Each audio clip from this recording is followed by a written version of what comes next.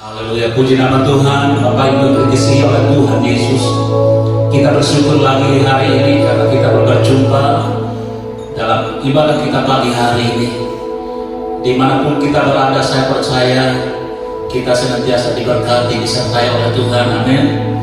Kita boleh ada sampai hari ini, itu semua karena kemurahan dan kebaikan Tuhan buat kita semuanya. Sehingga pagi hari ini kita mengucapkan syukur kepada Tuhan Yesus yang baik. Dia sungguh baik, sangat baik.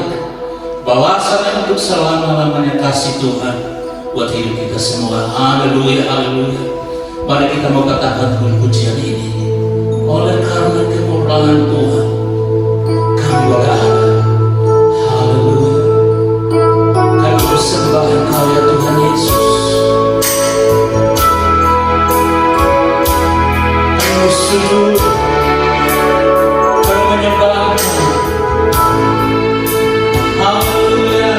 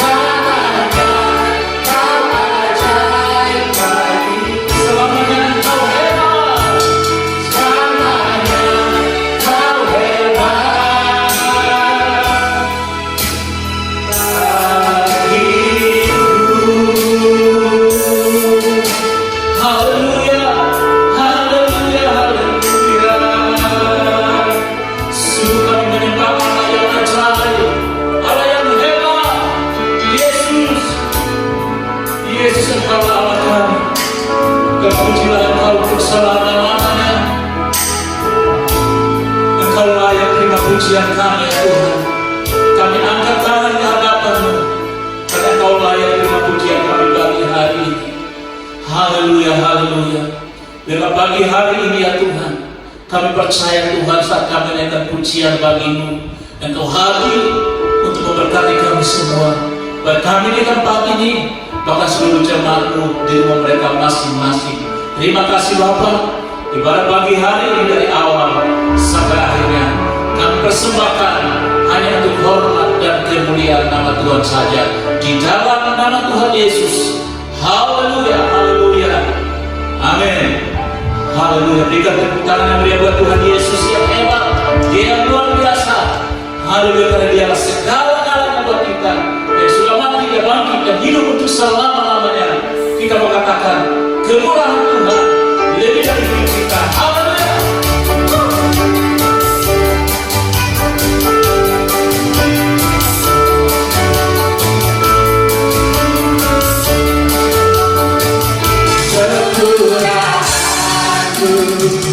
Lebih dari hidup, kekuranganku, lebih dari hidup, Amin. Bapa lihatku, memuji Engkau, kekuranganku, lebih dari hidup, kekuranganku, lebih dari hidup,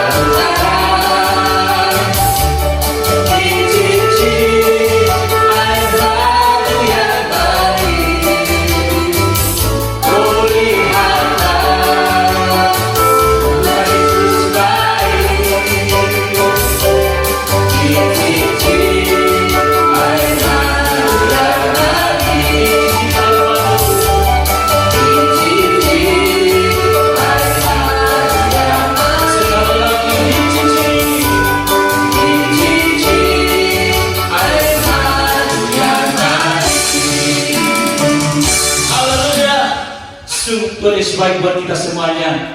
Dia mati untuk menggantikan kita. Haleluya, haleluya. Dan pujilah Tuhan Yesus untuk selama-lamanya. Biarlah selagi kita hidup, selagi kita ada, kita mau terus menyembah Tuhan Yesus yang baik itu. Haleluya, haleluya. Haleluya. Terpujilah untuk Tuhan Yesus untuk selama-lamanya. Engkaulah segalanya buat kami, Tuhan Yesus. Kami ada, kami hidup, kami masih bisa bernapas ya Tuhan. Itu semua karena Tuhan, karena kebaikan Tuhan saja. Kami boleh ada sampai hari ini. Kami berkata Engkau baik. Haleluya. Terima kasih Tuhan Yesus. Haleluya. Karena bukan dengan kekuatan kami dapat jalani hidup ini. Karena kami hanya percaya bahwa Tuhan yang bersama kami, Tuhan yang menyertai kami. Bukan dengan kekuatanku ku dapat jalani hidupku, tanpa Tuhan yang di sampingku, ku tak mampu sendiri. Yesuslah buatku, Engkaulah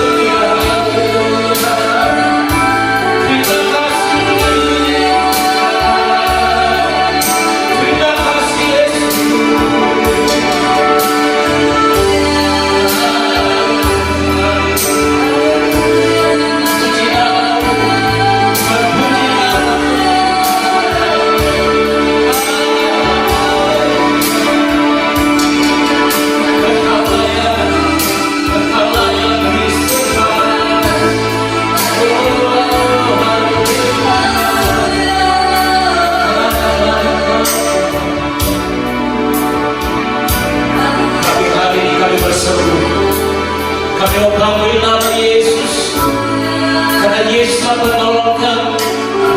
Karena Tuhan Yesus telah membela kami. Bahkan Tuhan Yesus telah segala-galanya buat kami pagi hari ini. Terima kasih Bapa. Terima kasih Tuhan Yesus. Terpujilah Engkau untuk selama-lamanya. Engkau yang layak terima pujian kami. Engkau layak terima pujian kami ya Tuhan. Segala pujian, syukur, hormat dan kemuliaan kami naikkan hanya bagi Tuhan Yesus di tempat yang maha tinggi dan layak terima pujian kami. Dalam nama Tuhan Yesus. Haleluya, haleluya. Amin. Untuk doa firman saya persilakan kepada hamba-Nya. Selamat pagi, selamat kita bertemu kembali di dalam rumah Tuhan. Pagi hari ini kita kembali akan mendengarkan kebenaran firman Allah. Dan tema pada pagi hari ini adalah pelajaran dari tukang periuk. Mari Bapak Ibu Saudara yang saya kasihi di dalam Tuhan, kita baca firman Allah yang terambil di dalam kitab Yeremia pasal 18. Kita mulai dengan ayat yang pertama sampai ayat yang ke-6. Demikian bunyi firman Tuhan. Firman yang datang dari Tuhan kepada Yeremia bunyinya, "Pergilah dengan segera ke rumah tukang periuk. Di sana aku akan memperdengarkan perkataan-perkataanku kepadamu. Lalu pergilah aku ke rumah tukang periuk dan kebetulan ia sedang bekerja dengan pelarikan. Apabila bejana yang sedang dibuatnya dari tanah liat di tangannya itu rusak, maka tukang periuk itu mengerjakannya kembali menjadi bejana lain menurut apa yang baik pada pemandangannya. Kemudian datanglah firman Tuhan kepadaku bunyinya, masakan aku tidak dapat bertindak kepada kamu seperti tukang periuk ini, hai kaum Israel? Demikianlah firman Tuhan, sungguh seperti tanah liat di tangan tukang periuk, demikianlah kamu di tanganku, hai kaum Israel." Bapak Ibu Saudara yang saya kasih di dalam Tuhan, kita lihat bagaimana seorang tukang periuk membentuk bejana dari tanah liat. Periuk adalah alat untuk menanak nasi yang dibuat dari tanah. Dan seorang tukang periuk membentuk bejana dari tanah liat. Bapak Ibu Saudara yang saya kasih di dalam Tuhan, sebagai orang-orang yang percaya kepada Tuhan, sebagai orang-orang yang sudah diselamatkan oleh Tuhan, menerima anugerah dan keselamatan daripada Tuhan, bahwa hidup kita bagaikan bejana di tangan Tuhan. Hidup kita ada di dalam tangan Tuhan. Tuhan sedang membentuk kita. Tuhan sedang memproses hidup kita agar sebentar hidup kita ini menjadi sesuatu yang sesuai dengan keinginan Tuhan. Agar hidup kita ini sebentar sesuai dengan sesuatu yang dikehendaki oleh Tuhan. Hidup kita ini seperti bejana dari tanah liat yang dibentuk oleh tukang periuk. Demikian juga hidup kita. Hidup kita dibentuk. Dan apabila hidup kita ini tidak sesuai dengan kehendak Allah, maka Allah mengubah, membentuk, memprosesnya. Dan tentu ini akan membuat hidup kita tidak nyaman. Ini akan membuat hidup kita tidak enak. Karena sesuatu bentukan, sesuatu proses yang Allah kerjakan dalam hidup kita, itu seringkali membuat daging ini merasa sakit. Seringkali membuat daging ini tidak tahan. Tetapi ketahuilah, ketika bejana tanah liat itu selesai di tangan tukang periuk, maka hasilnya adalah sesuatu yang baik. Begitupun kehidupan kita di tangan Tuhan. Ketika kita ada dalam proses pembentukan Allah, saya mau katakan mari kita harus belajar untuk memahami, untuk mengerti kehendak Allah, untuk memahami kebenaran firman Allah yang Tuhan sedang kerjakan dalam hidup kita. Tentu ada hal-hal yang harus kita hindari ketika pembentukan Allah terjadi dalam hidup kita. Ketika proses Allah sedang ada dalam hidup kita. Saya membuat beberapa catatan bagaimana hal-hal yang harus dihindari ketika kehendak Allah atau pembentukan Allah terjadi dalam hidup kita. Yang pertama saya mau katakan, jangan keraskan hati. Mari kita baca di dalam kitab Mazmur pasal 95 ayat 7. Kita mulai. Sebab dialah Allah kita dan kitalah umat gembalaannya dan kawanan domba tuntunan tangannya. Pada hari ini sekiranya kamu mendengar suaranya, ayat 8, janganlah keraskan hatimu seperti di Meriba, seperti pada hari di masa di padang gurun, ayat 9. Pada waktu nenek moyangmu mencobai aku, menguji aku, padahal mereka melihat perbuatanku, ayat 10. 40 tahun aku jemu kepada angkatan itu, maka kataku mereka suatu bangsa yang sesat hati, dan mereka itu tidak mengenal jalanku. Sebab itu aku bersumpah dalam murkaku, mereka takkan masuk ke tempat perhentianku. Jadi Bapak Ibu Saudara, yang pertama, ketika proses dan pembentukan Tuhan terjadi dalam hidup Bapak Ibu Saudara, saya mau katakan yang pertama, jangan keraskan hati. Ya, jangan keraskan hati. Karena firman Allah sudah memberikan contoh.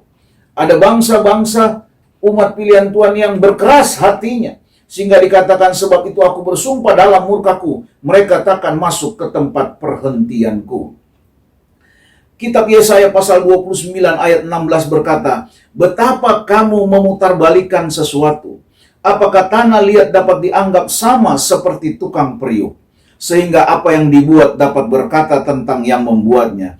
Bukan dia yang membuat aku, dan apa yang dibentuk berkata tentang yang membentuknya. Ia tidak tahu apa-apa. Jadi jangan keraskan hati.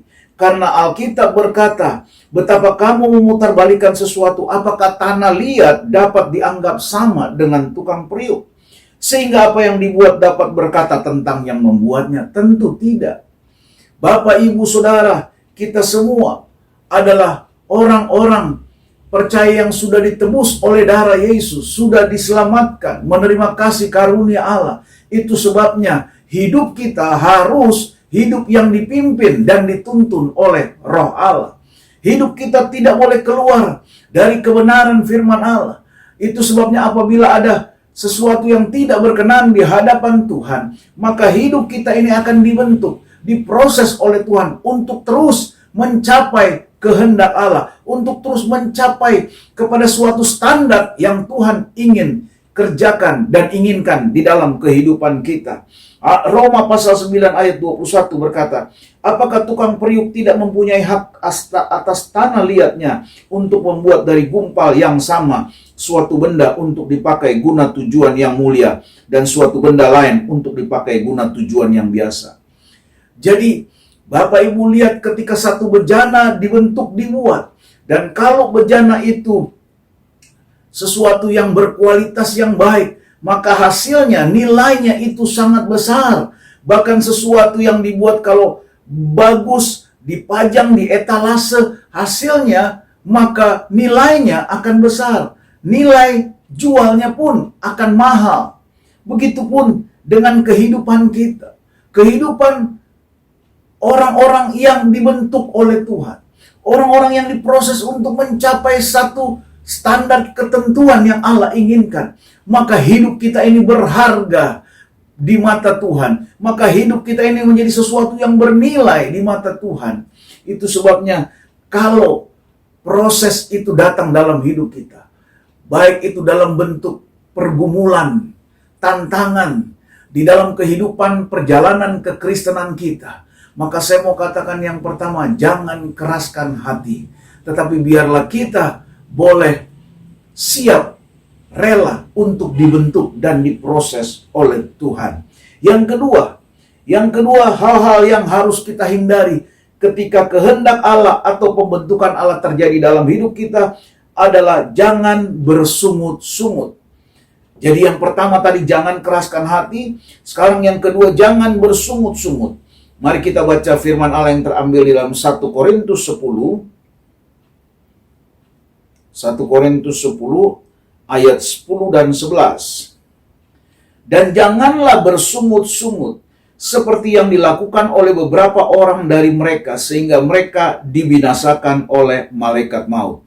Semuanya ini telah menimpa mereka sebagai contoh, dan dituliskan untuk menjadi peringatan bagi kita yang hidup pada waktu di mana zaman akhir telah tiba. Bapak Ibu perhatikan, Bapak Ibu, saya, kita semua adalah orang-orang yang hidup di zaman di mana zaman akhir telah tiba. Dan ini adalah merupakan satu contoh yang Alkitab katakan jangan bersungut-sungut. Semua ini telah menimpa mereka sebagai contoh dan dituliskan untuk menjadi peringatan bagi kita semua. Bagi kita yang hidup saat ini, di zaman menanti kedatangan Tuhan kembali, di zaman akhir. Alkitab berkata jangan bersungut-sungut. Jadi ketika pembentukan Allah, proses Allah terjadi dalam setiap kehidupan orang percaya, maka kita jangan bersungut-sungut. Kita baca Filipi 2 ayat 14 dan 15. Filipi 2 ayat 14 dan 15. Lakukanlah segala sesuatu dengan tidak bersungut-sungut dan berbantah-bantahan, supaya kamu tiada beraib dan tiada bernoda sebagai anak-anak Allah yang tidak bercela di tengah-tengah angkatan yang bengkok hatinya dan yang sesat ini, sehingga kamu bercahaya di antara mereka seperti bintang-bintang di dunia. Jadi Alkitab menekankan, lakukan segala sesuatu dengan tidak bersungut-sungut. Kalau kita menghadapi pergumulan, tantangan, pencobaan, mari.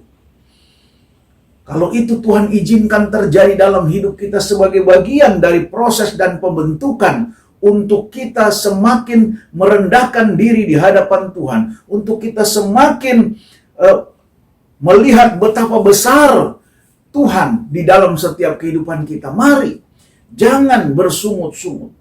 Roma 9 ayat 20 berkata, siapakah kamu hai manusia, maka kamu membantah Allah? Dapatkah yang dibentuk berkata kepada yang membentuknya, mengapakah engkau membentuk aku demikian? Kita semua ini adalah manusia-manusia ciptaan Tuhan. Tidak mungkin sesuatu yang diciptakan bisa membantah kepada si penciptanya. Tidak mungkin. Seperti tanah liat, seperti bejana, tanah liat tidak mungkin bisa membantah terhadap tukang periuk. Demikian juga kita orang percaya. Manusia yang diciptakan Tuhan, kita tidak bisa berbantah kepada pencipta kita. Tidak mungkin. Alkitab berkata, siapakah kamu, hai manusia? Maka kamu membantah Allah. Jadi jangan bersungut-sungut. Jadi ketika proses pembentukan Tuhan terjadi dalam kehidupan Bapak Ibu Saudara, baik itu bentukan pergumulan, tantangan, dan lain sebagainya, maka tadi saya katakan, yang pertama jangan keraskan hati, tapi biarkan Allah membentuk engkau. Yang kedua, jangan bersungut-sungut, jangan berbantah, jangan membantah. Lakukan segala sesuatu dengan tidak bersungut-sungut.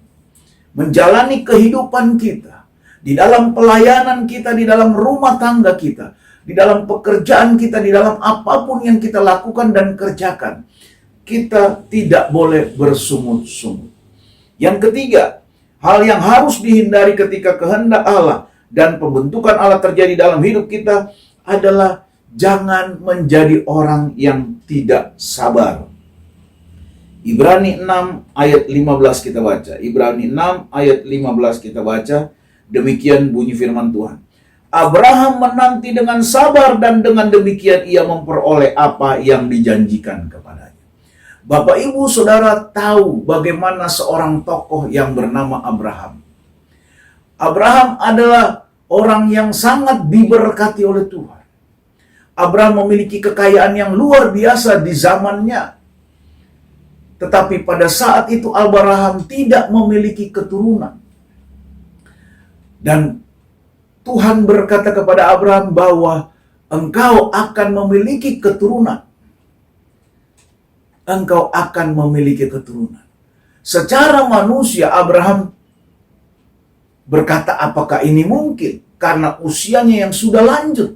Bahkan istri Abraham juga sudah lanjut usianya. Dan secara dunia kedokteran medis tidak mungkin karena istri Abraham itu sudah menopause.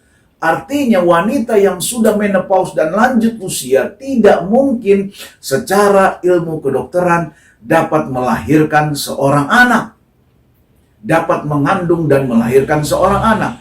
Tapi saya mau katakan, bagi Tuhan tidak ada yang mustahil. Dan Abraham berpegang kepada janji Allah. Dia tidak melihat fakta. Faktanya bahwa Abraham dan istrinya sudah lanjut usia, istrinya sudah menopause dan tidak mungkin dapat mengandung dan melahirkan anak. Itu fakta. Tetapi Abraham tidak berjalan dan melihat fakta. Abraham berpegang kepada janji Allah, kepada firman Allah, di mana Tuhan berkata bahwa sebentar engkau akan memiliki keturunan, dan keturunan Abraham adalah anak perjanjian.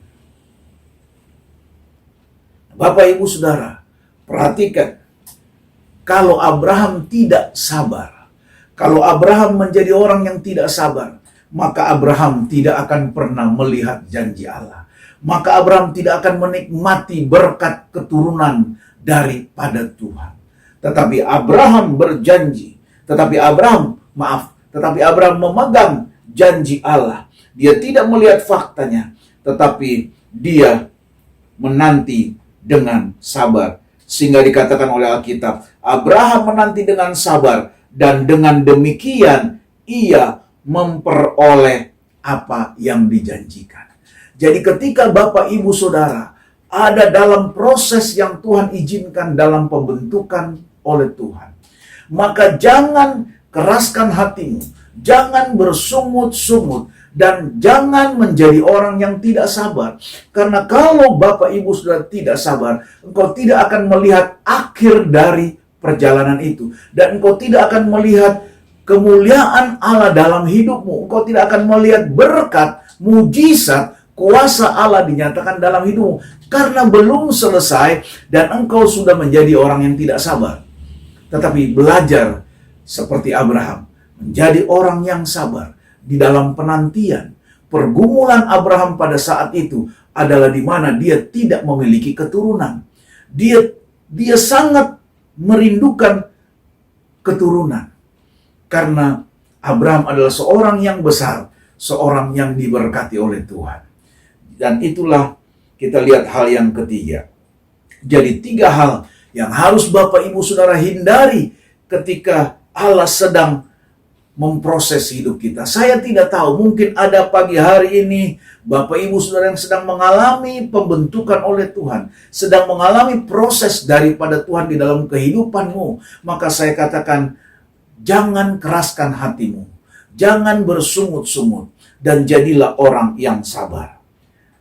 Tujuan Allah untuk membentuk dan memproses kita sekarang ini untuk apa? Mari sekarang kita lihat apa tujuan Allah untuk membentuk dan memproses kita. Kita lihat yang pertama di dalam Mazmur 94 ayat 14 berkata demikian. Sebab Tuhan tidak akan membuang umatnya, dan miliknya sendiri tidak akan ditinggalkannya. Jadi Bapak, Ibu, Saudara lihat, tujuan Allah membentuk dan memproses kita orang-orang percaya, umat-umat Tuhan, jemaat Tuhan, di mana Alkitab berkata Tuhan tidak akan pernah membuang umatnya atau miliknya sendiri. Bapak, Ibu, Saudara, kita semua adalah kepunyaan Tuhan, adalah milik Tuhan, miliknya Tuhan. Dan Alkitab berkata bahwa kita tidak akan ditinggalkannya. Seringkali kita manusia yang meninggalkan Tuhan. Seringkali Bapak, Ibu, Saudara yang meninggalkan Tuhan. Alkitab berkata bahwa Tuhan tidak pernah membuang umatnya. Tuhan tidak pernah membuang miliknya sendiri. Dan miliknya sendiri tidak akan ditinggalkannya. Jadi tujuan Allah membentuk dan proses kita. Bahwa karena kita adalah miliknya Tuhan. Itu sebabnya karena kita miliknya Tuhan, Dia ingin agar kita berada di posisi di mana yang Allah inginkan keberadaan kita. Kita baca kitab Roma pasal 9 ayat 23 sampai 26. Demikian bunyi firman Tuhan. Justru untuk menyatakan kekayaan kemuliaannya atas benda-benda belas kasihannya yang telah dipersiapkannya untuk kemuliaan, yaitu kita yang telah dipanggilnya bukan hanya dari antar orang Yahudi, tetapi juga dari antara bangsa-bangsa lain. Seperti yang difirmankannya juga dalam kitab Nabi Hosea, yang bukan umatku akan kusebut umatku, dan yang bukan kekasih, kekasih. Dan di tempat di mana akan dikatakan kepada mereka, kamu ini bukanlah umatku, di sana akan dikatakan kepada mereka, anak-anak Allah yang hidup. Jadi tujuan Allah membentuk dan memproses kita yang kedua, untuk menyatakan kekayaan kemuliaannya. Karena Bapak, Ibu, dan Saudara, dan saya, dan kita semua adalah benda-benda belas kasihannya, kata firman Allah. Benda-benda belas kasihannya yang telah dipersiapkannya untuk kemuliaan. Nah, kalau kita dipersiapkan untuk kemuliaan, tentu ada kriteria untuk itu. Tentu ada syarat untuk itu. Yaitu hal-hal yang tidak berkenan harus dihilangkan. Itu sebabnya Allah memproses kita untuk mencapai standar Allah, untuk dimana kita dapat diletakkan pada satu posisi, pada satu kehendak Allah, di mana kita dipersiapkannya untuk kemuliaan. Ya, dari kemenangan datang kepada kemenangan, from glory to glory, dari kemuliaan kepada kemuliaan. Yaitu Bapak, Ibu, Saudara, dan saya yang telah dipanggilnya, bukan dari antara orang Yahudi, tapi juga dari antara bangsa-bangsa. Dan kita yang tadinya dikatakan oleh Alkitab, yang bukan umatku akan disebut umatku. Dan yang tadinya bukanlah umatku, di sana akan dikatakan kepada mereka, anak-anak Allah yang hidup. Jadi kita lihat tujuan Allah membentuk dan memproses kita yang kedua tadi, menyatakan kemuliaannya. Ya, di mana kita dipersiapkan untuk kemuliaannya. Kemudian kita lihat yang ketiga dalam Kolose 1 ayat 21 sampai 23. Juga kamu yang dahulu hidup jauh dari Allah, dan yang memusuhinya dalam hati dan pikiran, seperti yang nyata dari perbuatanmu yang jahat, sekarang diperdamaikannya di dalam tubuh jasmani Kristus oleh kematiannya, untuk menempatkan kamu kudus dan tak bercela dan tak bercacat di hadapannya. Sebab itu kamu harus bertekun dalam iman, tetap teguh dan tidak bergoncang, dan jangan mau digeser dari pengharapan Injil yang telah kamu dengar dan yang telah dikabarkan di seluruh alam di bawah langit, dan yang aku ini Paulus telah menjadi pelayannya. Jadi tujuan Allah membentuk dan memproses kita tadi, yang pertama adalah sebab kita adalah umatnya, miliknya sendiri. Yang kedua, tujuan Allah membentuk dan memproses kita adalah untuk menyatakan kekayaan kemuliaannya atas benda-benda belas kasihannya, atas miliknya yang telah dipersiapkan untuk kemuliaan. Kita dipersiapkan untuk kemuliaan. Dan yang ketiga, tujuan Allah membentuk dan memproses kita adalah supaya kita kudus dan tak bercelah dan tak bercacat di hadapannya. Karena kita orang-orang percaya, gereja Tuhan, tubuh Kristus, Bapak, Ibu, Saudara, dan saya, kita semua adalah tubuh Kristus yang harus dipersiapkan Tuhan menjadi gereja Tuhan yang kudus, yang tidak bercelah dan tidak bercacat, untuk dipersiapkan menjadi gereja yang sempurna, yaitu calon mempelai wanita Kristus.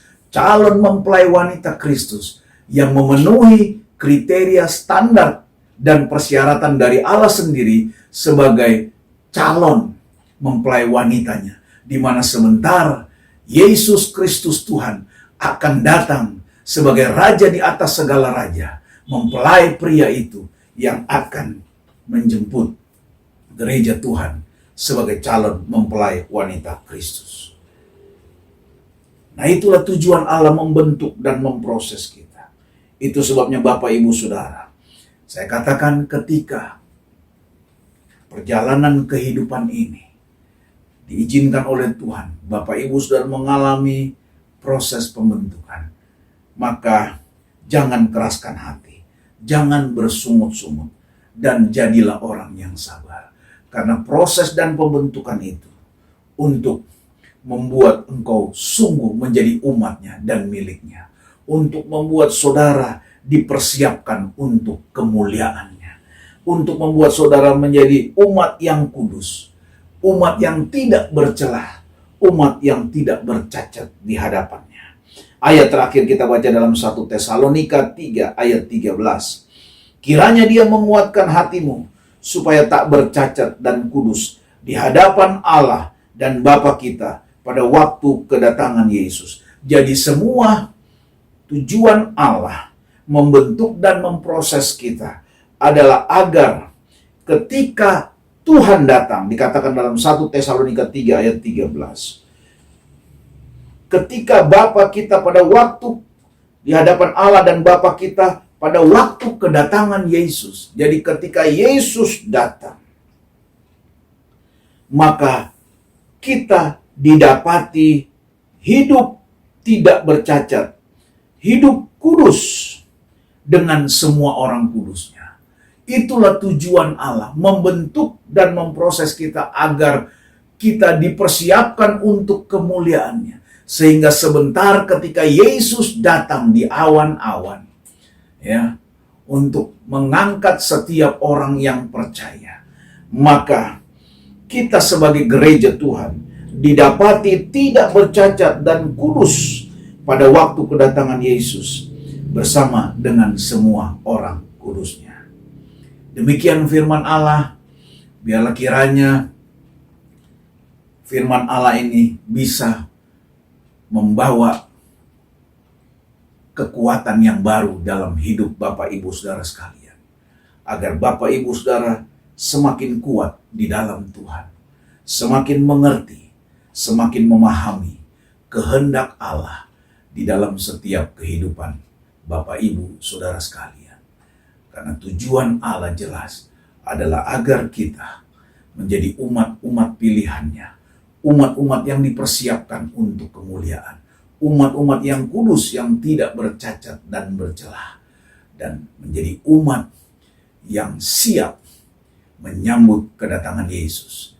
Menjadi calon mempelai wanita Kristus yang siap menyambut calon mempelai Kristus yang akan datang sebagai Raja di atas segala raja. Tuhan memberkati kita semua. Mari kita tundukkan kepala dan kita akan berdoa untuk firman Tuhan. Bapa kami yang ada di dalam sorga, Bapa yang kami panggil dan kami kenal di dalam nama Tuhan Yesus Kristus. Kami bersyukur, kami berterima kasih Tuhan buat segala kebaikan, rahmat, anugerah Tuhan, di mana kami dapat berkumpul, dapat bersekutu pada pagi hari ini. Kami telah memuji, menyembah Engkau Tuhan. Kami sudah mendengarkan sebagian daripada kebenaran firman-Mu Tuhan. Biarlah kiranya firman-Mu membentuk kami. Kami bagaikan bejana-bejana tanah liat di tangan penjunan.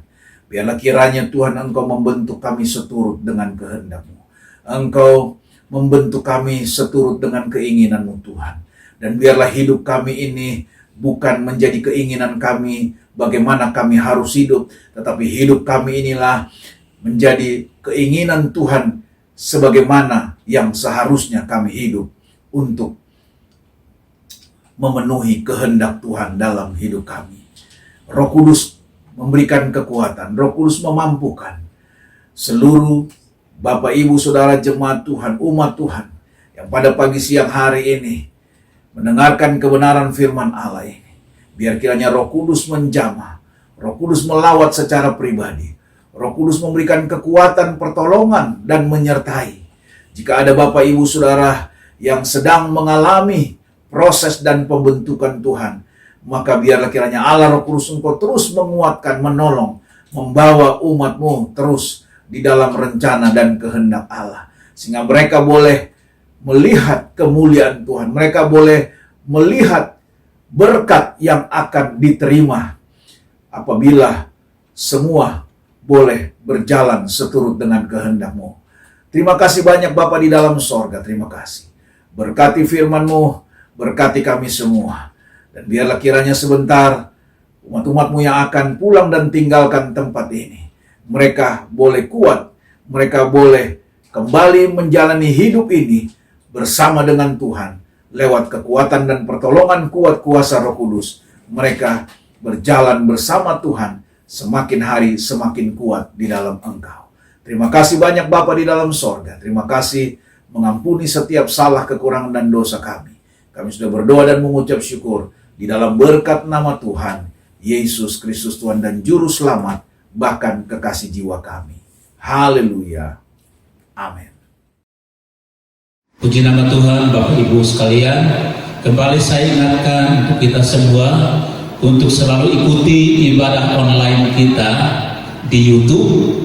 GBI Taman Surya 1 akan selalu tampil setiap hari Minggu mulai jam 9 pagi. Dan jangan lupa untuk like, share, komentar, dan subscribe. Terima kasih. Tuhan Yesus memberkati kita semua. Amin.